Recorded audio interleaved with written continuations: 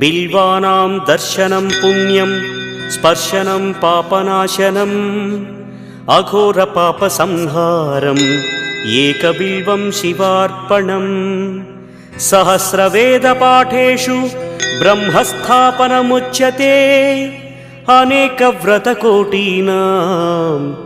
एकबिल्वं शिवार्पणम् अन्नदानसहस्रेषु सहस्रोपनयनं तथा अनेकजन्मपापानि एकबिल्वं शिवार्पणम् बिल्वाष्टकमिदं पुण्यं यः पठेत् शिवसन्निधौ शिवलोकमवाप्नोति